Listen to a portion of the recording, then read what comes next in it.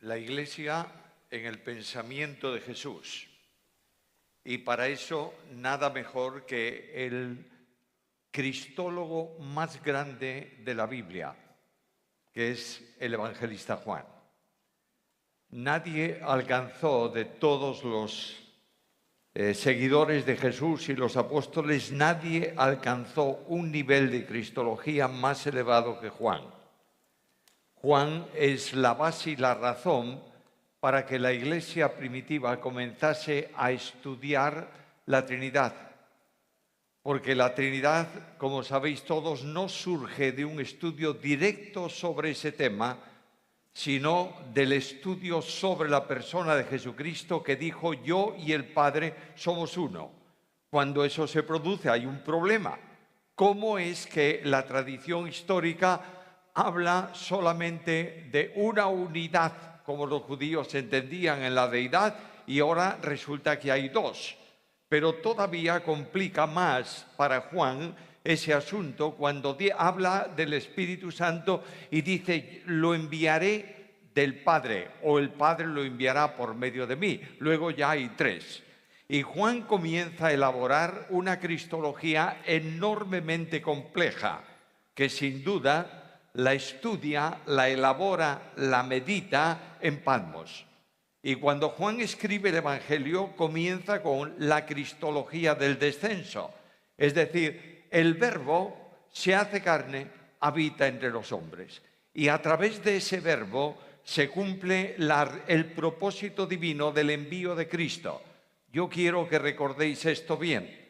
Cristo vino en su primera vez al mundo para ninguna otra cosa más que para hacer dos: revelar al Padre, Juan 1:18, y anunciar la salvación por medio de la obra redentora del Hijo. Cristo vino para revelar a Dios y para ser el Salvador del mundo. Ahora no puede estar, si hay cristología, no puede estar ausente la eclesiología. He oído a través de muchos años que la Iglesia no está en los Evangelios. Y que cuando la Iglesia aparece en los Evangelios, aparece siempre en futuro y dos veces. Alguien se olvidó de leer el capítulo 17 del Evangelio según Juan. Porque es ahí donde está el desarrollo del pensamiento de Jesús para la Iglesia. La Iglesia, mis queridos hermanos y amigos, no es un accidente histórico que Dios tiene que solucionar. Para algunos la Iglesia es que, como Dios fracasa en el propósito inicial del envío de Cristo, tiene que arreglarlo y de alguna forma coloca a la Iglesia. La Iglesia está en el pensamiento de Dios desde la eternidad. Y cuando tú abres la epístola a los Efesios, ¿con qué te encuentras? Con que Dios trata de la salvación antes de la fundación del mundo. Por tanto, aquí tenemos un enorme tesoro. Y debido a eso tenemos que preguntarle a Cristo: tú que eres el fundamento de la Iglesia, tú que vas a edificar la Iglesia, ¿qué dices acerca de la Iglesia?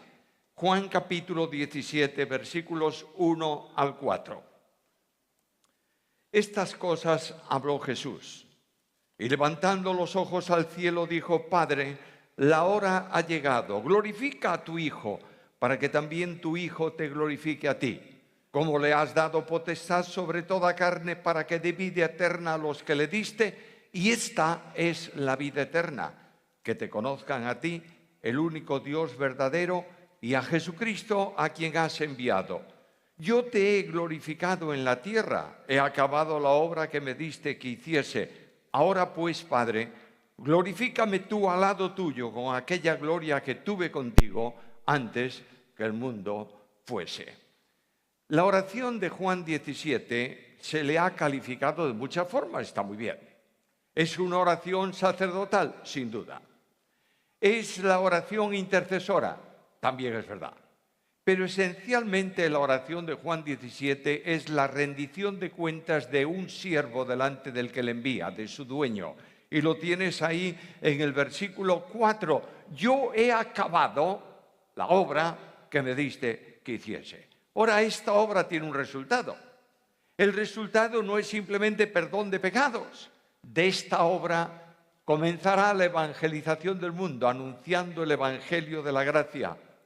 Y el resultado de esto es que habrá muchos que crean por el testimonio de estos que te conocen, que tú me has dado. Y ahí comienza la andadura de la Iglesia, pero Cristo dice a su Padre, permitidme alegorizar un poco. Cristo dice a su Padre, Padre,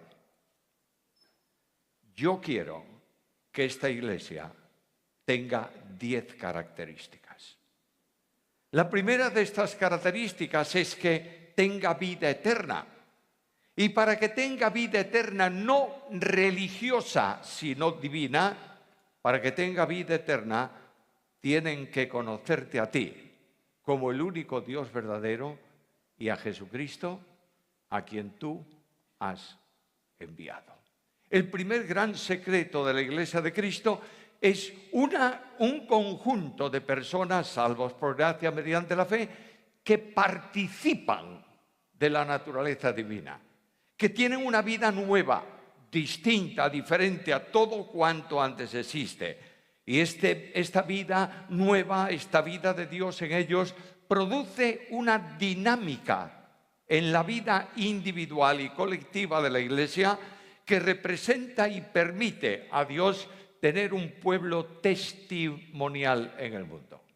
No es una religión nueva que Dios quiere establecer, es el testimonio visible de lo que Dios es en medio de la sociedad aquí en la tierra.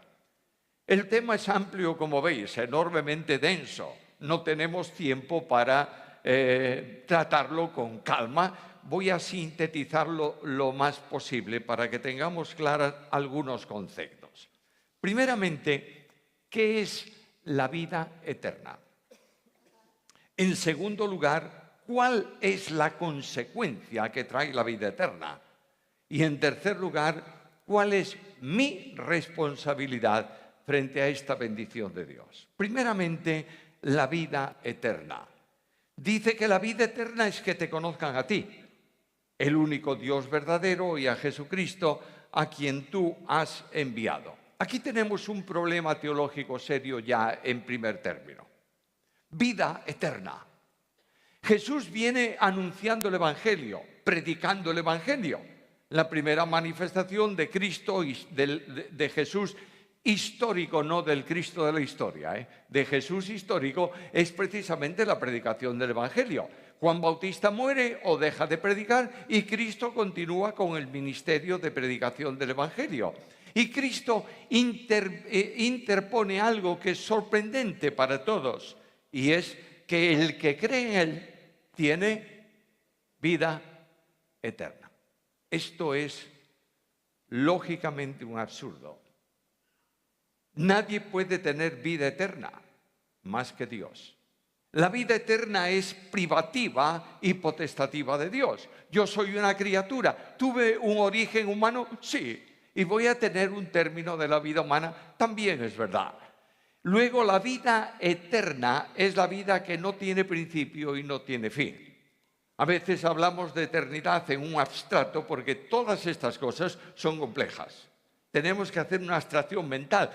Eterno no puede ser comprendido por la mente humana siempre limitada. De manera que cuando hablamos de eternidad y cuando los jóvenes comenzábamos a predicar, yo hace mucho, como joven, hace muchos años, cuando comenzaba a predicar y quería referirme a la creación o algo antes de la creación, ¿sabéis qué decía habitualmente? En la eternidad pasada. Y cuando hablaba de cielos nuevos y tierra nueva, decía en la eternidad futura. No seas absurdo. Eternidad es no tiempo, presente absoluto. De modo que el Padre dice, tú eres mi hijo, yo te he engendrado ¿cuándo? Oye, ese es otro absurdo. Si te he engendrado tiempo pasado, no puedo meter un pasado y un presente en la misma frase. Pero lo que está diciéndome es que la acción divina permanece eternamente. Por eso Dios no puede tener otro hijo, porque está engendrando a su unigénito.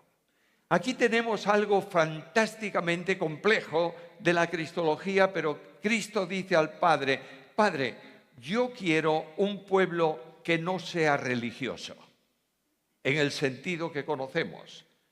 Quiero un pueblo que tenga vida eterna. Comienza a predicar. ¿Y qué predica Cristo?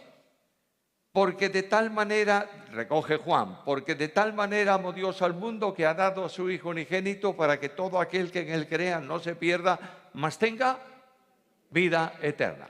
Y Cristo hace una advertencia, ahora sí que la hace él. El que cree en el Hijo tiene vida, y el que rehúsa creer no verá la vida, sino que la ira de Dios está sobre él. Vida eterna. De manera que la vida eterna Cristo la vincula con el eterno, que es Dios. Y dice que te conozcan a ti, el único Dios verdadero. Así lo anunciaba ya el profeta. Jeremías habla en su profecía, capítulo 24, versículo 7, y dice: les daré corazón para que me conozcan. Luego, el conocimiento de Dios tiene que ver también con la acción de Dios trabajando en el corazón del hombre. El conocimiento de Dios no es intelectual nunca, siempre es vivencial. De manera que el Señor Jesús habla de un conocimiento intelectual de Dios cuando dice que algunos me dirán en aquel día: hemos hecho milagros en tu nombre, echamos demonios. ¿Y Cristo qué les dice? Nunca os conocí. Luego, no es un asunto intelectual. Conozco personas que intelectualmente saben la Biblia de punta a punta.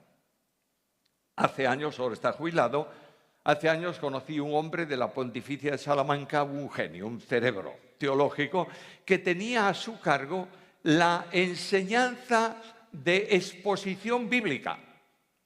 Muchas veces lo he visitado en su despacho, hemos tomado más de un café en Salamanca, y un día este hombre me preguntó: ¿estás por aquí otra vez? Dije: sí. ¿Y qué vas a hacer? Bueno, me invitaron a unas conferencias. ¿Y de qué vas a hablar? Y yo le di el título de la conferencia. Y me miró y me dijo: ¿tú crees todo lo que predicas? Y yo le miré también. Y le dije: si no creyese, no lo predicaría. Y él me dijo: te admiro, porque yo no creo ni el 70% de lo que enseño. ¿Qué te parece? Y era un hombre que tú le preguntabas: oye, dame un bosquejo de Nahum, capítulo 1, así. Tú hablabas con él y le decías: tengo en la cabeza un texto que dice esto, y dice: eso está en Jeremías. Y estaba en Jeremías. El hombre conocía la Biblia con la cabeza, pero no conocía vivencialmente al Dios de la Biblia. Cuando hablamos de conocimiento en la Biblia, el verbo conocer, generalmente en una enorme mayoría de ocasiones, no tiene que ver con intelecto, sino con relación íntima. La primera vez que este verbo aparece en la Biblia es Génesis capítulo 4. ¿Y qué dice allí? Conoció Adán a su mujer Eva, la cual concibió y dio a luz un hijo, y le llamó su nombre Caín. Bueno, ¿es que acaso Adán no conocía intelectualmente a Eva? Desde que el Señor la creó, no pudo ignorarla, porque el silencio del huerto terminó. De manera que él necesariamente tenía relación con su mujer, la conocía perfectamente, pero lo que dice el texto es que había ocurrido una relación matrimonial por causa de la cual se concibe un hijo y se le pone un nombre. La relación de Cristo para la Iglesia es vivencial. Solo tiene vida eterna quien vive a Dios. De manera que cuando se desarrolla el tema a lo largo de la Biblia, nos encontramos con un enorme desafío. Voy a citarlo en un versículo de Pablo, Filipenses 1:21. porque para mí el vivir es Cristo. No te olvides de esto. No puedes disfrutar vida eterna si no estás en comunión vital con Cristo. Y Juan dice el porqué. Capítulo 1 de Juan dice, en él estaba la vida. Luego, cuando el Espíritu Santo de Dios toma al creyente y lo bautiza en Cristo, lo sitúa en contacto vital con la piedra viva. Y la vida de Dios a través de Cristo viene a ser la experiencia espiritual del creyente. De ahí que la vida cristiana es dejar el yo tuyo a un lado para tomar el yo de Dios, que es Cristo, y vivir a Cristo.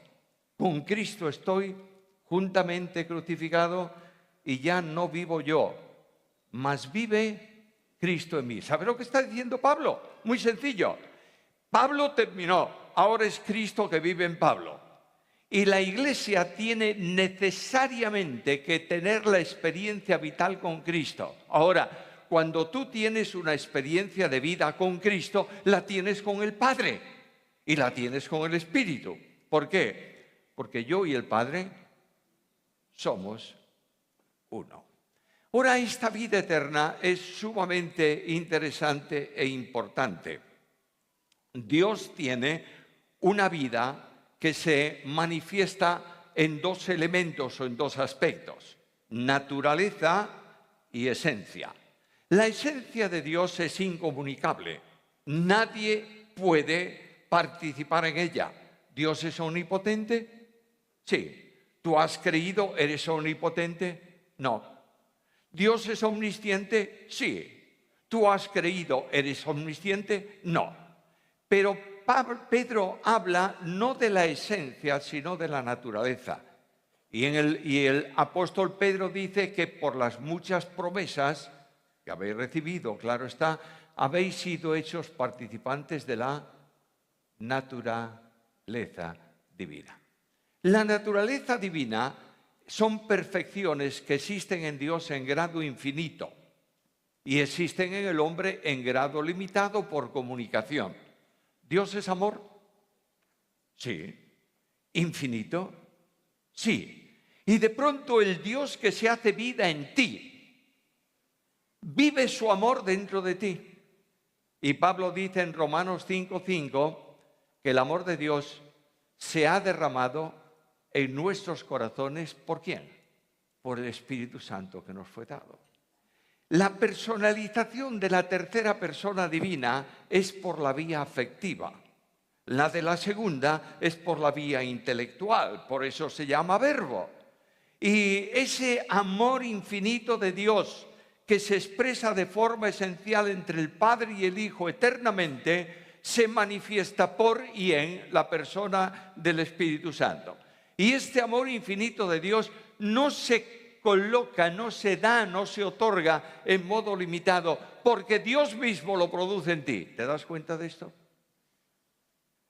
De ahí que cuando Cristo define cuál es la identificación de la Iglesia, nunca habló de doctrina. ¿Qué dijo? En esto conocerán todos que sois mis discípulos. ¿Cómo? ¿Cómo? Si tuvieseis amor los unos a los otros. Y los grandes religiosos de nuestro tiempo, que están pululando por las iglesias, están descansando, afirmando todo el contenido de la iglesia en la doctrina. ¿Es verdad eso? Naturalmente que sí. Dios me libre de eliminar ni una coma de la doctrina bíblica. Pero la doctrina es la consecuencia del amor. Porque Jesús dice, si me amáis, guardaréis mis mandamientos. ¿Lo entiendes o no? La revolución de la Iglesia se produjo cuando personas colocaron el amor a un lado y la doctrina en el núcleo capital de la Iglesia. Y ahí viene el problema. Hermanos míos amados, permitidme una libertad esta mañana. Bueno, si no me la permitís es igual, la voy a tomar. Permitidme una libertad. Hace 500 años hubo una reforma, ¿verdad? ¿O no? Sí. ¿Era necesaria? Por supuesto. Ha pasado demasiado tiempo. La Iglesia necesita una nueva reforma. Y la Iglesia necesita recuperar a Cristo. Cristo es un desconocido para la Iglesia cristiana de hoy. Se canta de Él, se menciona en las oraciones, pero Cristo es el núcleo del poder de la Iglesia. Y la Biblia dice, todo lo puedo en ¿quién? En Cristo, que me fortalece. Necesariamente tenemos que reordenar todo esto. Ahora, la vida eterna se alcanza como regalo de la salvación. Yo pregunto, ¿sabes bien lo que es la salvación? La salvación es una operación potencial de la soberanía divina ejecutada en el tiempo histórico de los hombres. Escucha la Biblia. Cuando vino el cumplimiento del tiempo, Dios envió a su Hijo, nacido de mujer, nacido bajo la ley. Propósito. ¿Para qué vino? ¿Cuántas respuestas raras se dan para qué vino Cristo? Cristo vino con un solo propósito, para que redimiese a los que estábamos bajo la ley. Propósito final de la obra, a fin de que recibiésemos la adopción de hijos. ¿Lo entiendes bien? Dios vino a salvar al pecador haciendo la obra de la cruz. Este es el mensaje nuclear del Evangelio. Por eso Pablo dice algo sorprendente al escribir su carta, su epístola a los romanos, porque no me avergüenzo del Evangelio. ¿Por qué? Porque es poder de Dios, ¿para qué? Para salvación. ¿A quién? A todo aquel que cree. Bueno, estamos en el mundo de las confrontaciones teológicas, ¿verdad? Y nos peleamos hasta por si la Biblia más correcta tiene la pasta negra o la pasta azul. Por esas cosas nos peleamos. Quiero recordarte que el contenido teológico de la salvación es uno. Cristo murió por todos. ¿Lo tienes claro? No murió por algunos. Indudablemente la obra redentora de Jesucristo en plenitud es potencial. Es decir, Cristo muere en la cruz para que Dios pueda salvar ¿a cuántos? A todo aquel que crea. ¿Lo tenemos claro o no? Ahora bien, esta obra se hace eficaz, vital, en aquel que cree. Cristo murió por todos, pero no todos se salvan. Para salvarse es necesario el ejercicio de la fe en el Salvador. Ahora, este evangelio admirable de la gracia de Dios, que salva a todo aquel que cree, tiene una operatividad en el tiempo histórico de los hombres, una realidad presencial, vivencial en el tiempo histórico de los hombres. En primer lugar, Dios busca al pecador. A veces olvidamos esto. El mundo arminiano en general está diciendo que el hombre es el que busca a Dios. ¡Qué error más tremendo!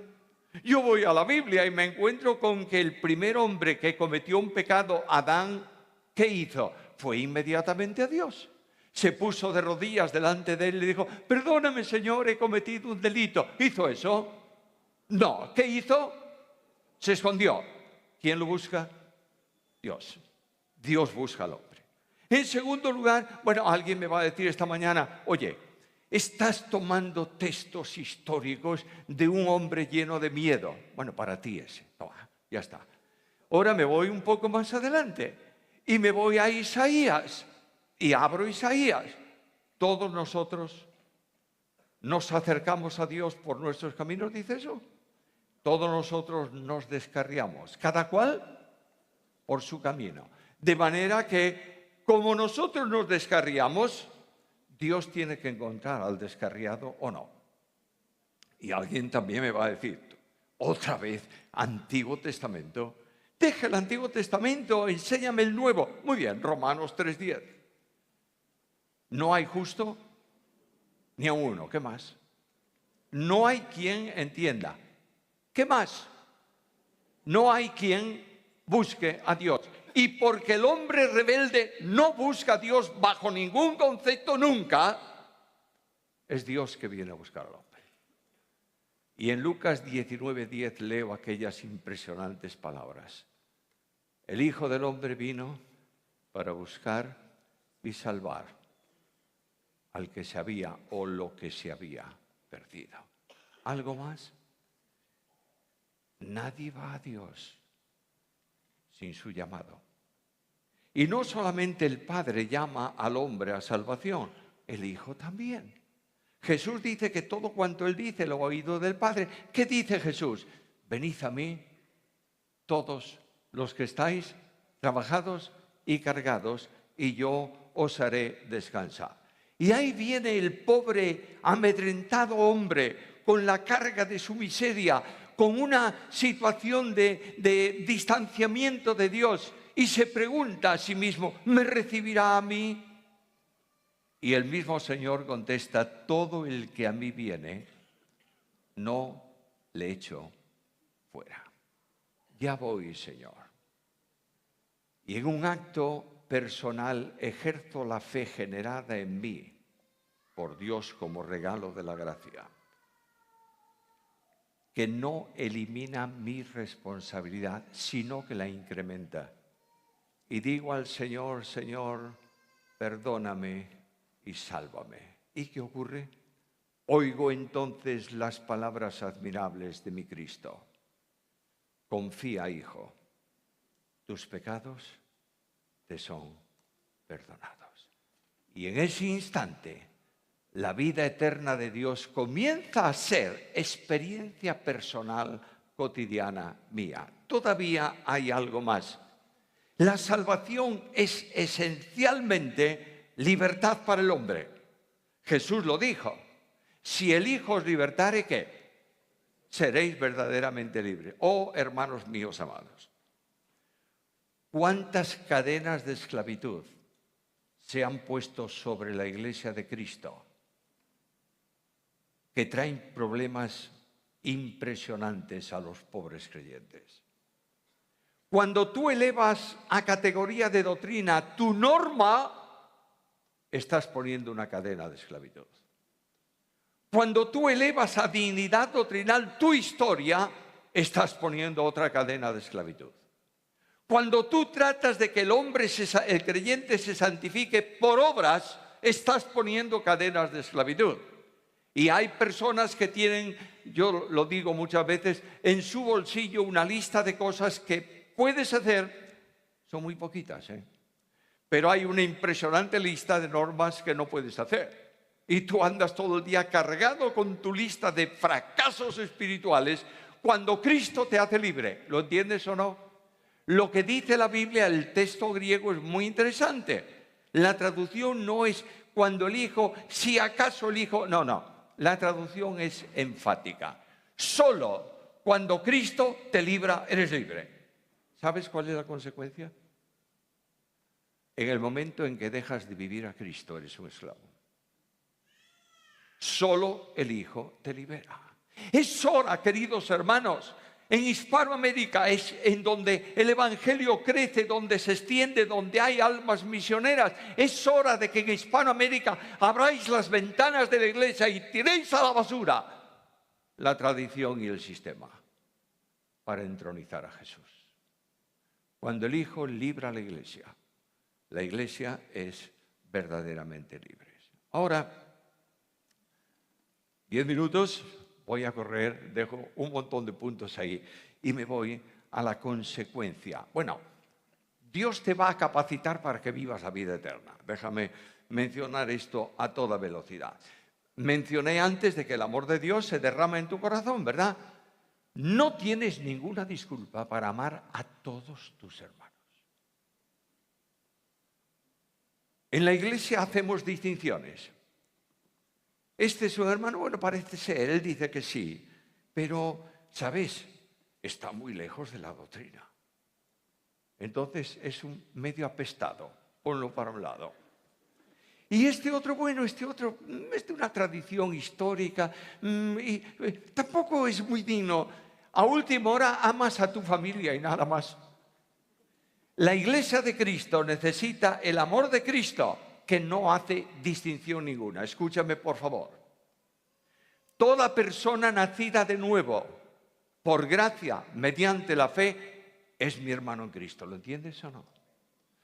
Pero es que este hermano mío es raro. Bueno, será todo lo raro que quieras para ti y tú lo raro que quieras para él. Pero hay un vínculo común que te une, que te liga a él, que es la persona sobre la que los dos estáis siendo edificados. Dios da, para que la iglesia viva la vida eterna, Dios da al creyente la mente de Cristo. Y Pablo en la carta primera a los Corintios 2:16 lo dice: nosotros tenemos la mente de Cristo. ¿Por qué? Porque Cristo ha sido formado en mí. De manera que ese Cristo que está comunicando vida a mi vida personal, me comunica su forma de ser, su forma de pensar y me da una nueva orientación. Colosenses 3:1, buscad las cosas de arriba. ¿Por qué? Porque en Efesios 2:6 me dice que la salvación es necesariamente una resurrección espiritual. Y Pablo dice, y juntamente con él nos resucitó. Vosotros sabéis que los adverbios de modo se pueden descomponer en dos palabras. Yo lo voy a hacer. Y al juntarnos con él, nos ha resucitado. El hombre está muerto ¿en qué? En delitos y pecados. Ahora, cuando ese hombre muerto en delitos y pecados entra en contacto con la vida que está en Cristo, se produce para él una auténtica resurrección espiritual. ¿Y tú sabes lo que ocurre? Ese hombre cambia de sentir. ¿Y cuál es el sentir de él? Es el sentir de Jesús. Escucha la Biblia. Haya pues en vosotros este sentir que hubo también en Cristo Jesús. Y ahí hay problemas en una iglesia del tiempo apostólico. Hay dos mujeres peleadas. ¿Sabéis a quién me refiero, verdad? Evodia y Síntique. Qué dos personas raras, peleadas. Bueno, también los hombres se pelean y son peores los problemas. Pero aquellas mujeres habían estado colaborando con Pablo en la fundación de la iglesia. No, son mujeres. Sería preparándolas para barrer el local donde se iba a reunir la iglesia. No. Pablo dice que participaron conmigo, al igual que Clemente y los otros colaboradores, eran personas importantes en la iglesia, y se han peleado. ¿Y por qué? Bueno, vete tú a saber.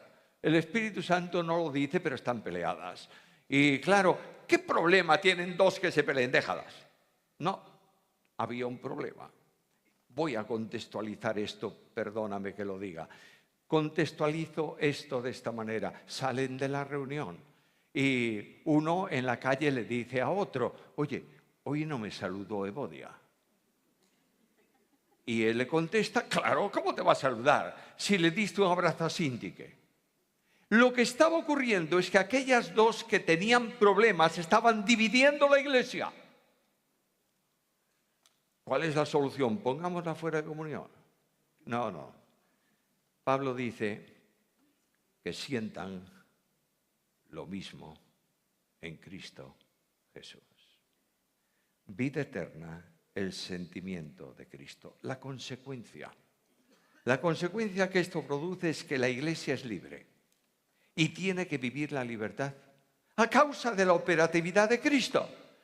Los tres grandes elementos contrarios, el yo, la carne, el diablo, están, el yo, el mundo y la carne, están ligados a la experiencia de vida del hombre. Y de pronto la libertad de Cristo actúa ahí. Y Pablo dice, con Cristo estoy juntamente crucificado. ¿Y qué? Ya no vivo yo. El yo arrogante. El yo que dice, yo soy el mejor. El yo que dice, a mí no me tratan bien. El yo que dice, no me tienen en cuenta, murió. La iglesia de Cristo está sobrada de grandes. Necesita siervos. La Iglesia de Cristo se pelea por presentaciones con títulos académicos, no sé qué, no sé cuánto. Cuélgalos en la puerta del lugar donde se reúne la iglesia. En la calle está muy bien, dentro ninguna.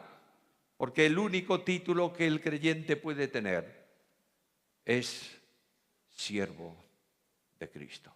¿Lo entiendes o no? El yo que hace estragos en las iglesias es tratado por Cristo.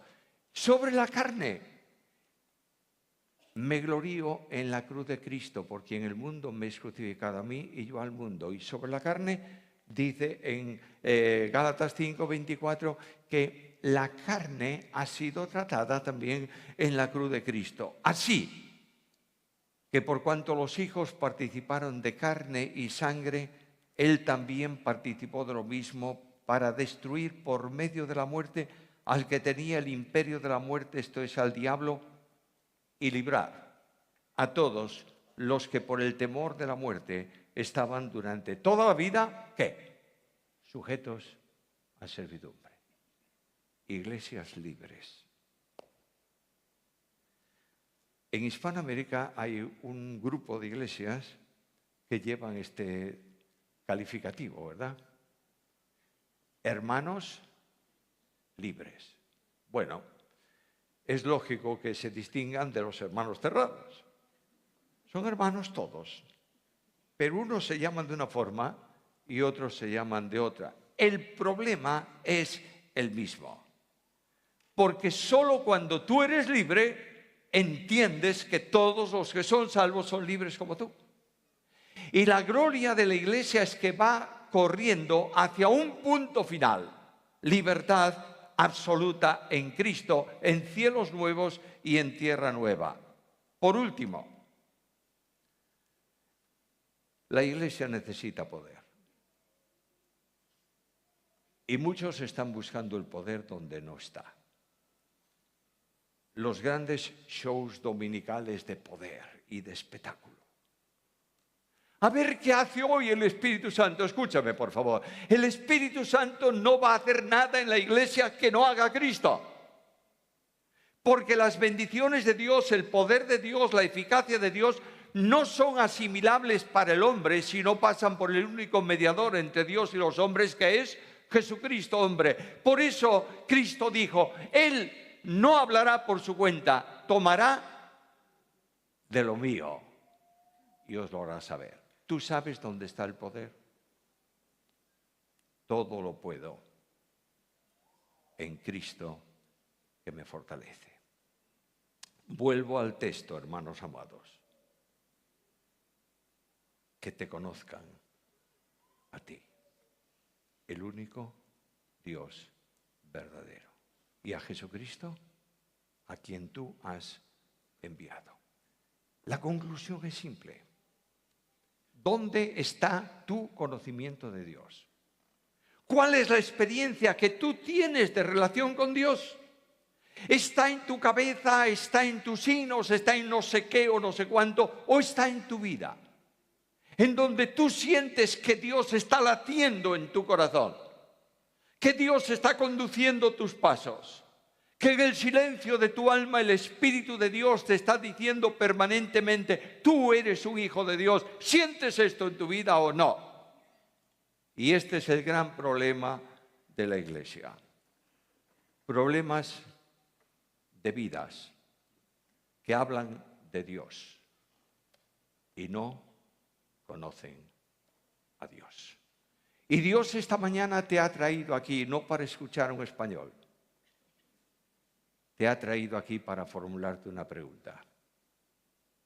¿Dónde está Dios en tu vida?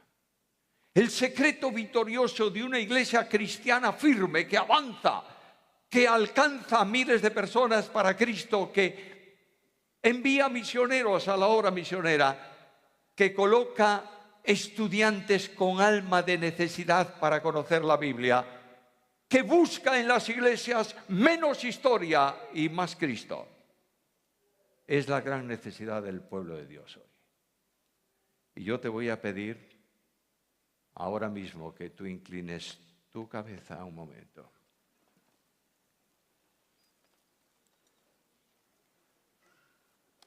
y escuches la voz de Dios,